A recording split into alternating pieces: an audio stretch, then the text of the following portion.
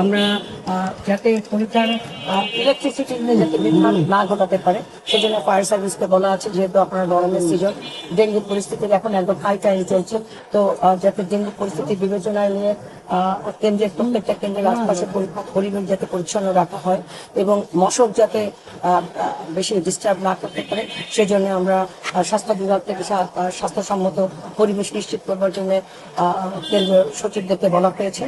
আর আমরা চাই যে একটা নকলমুক্ত পরিবেশে তো হবেই, অভিভাবকরা আছেন যাতে অভিভাবকরাও ডিস্টার্ব না করে, বেশি ভিড় না করে, শান্তিপূর্ণ পরিবেশে পরীক্ষা উদযাপিত হয়। বাচ্চারা পরীক্ষা দিচ্ছে, অত্যন্ত শান্তিপূর্ণ পরিবেশ সেখানে চলমান। আমরা এক সময় দেখতাম যে পাশাপাশি কথা বলছে বা ছোট ছোট চিরকুট দিয়ে অনেকে লিখত, কিন্তু এখন সেই পরিবেশ একেবারেই নেই।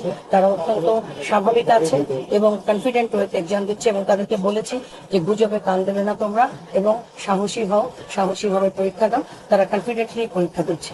তারা যেহেতু আমাদের আগামী দিনের ভবিষ্যৎ, আগামী বাংলাদেশ বিনির্মাণের কারিগর, সুতরাং তাদের সম্পূর্ণ পরিবেশ বা সম্পূর্ণ নিরাপত্তা বা দেবার দায়িত্ব আমাদের প্রশাসনের রয়েছে এবং প্রশাসন সেই ব্যাপারে জিরো টলারেন্সে রয়েছে, ঢাকা জেলা প্রশাসন।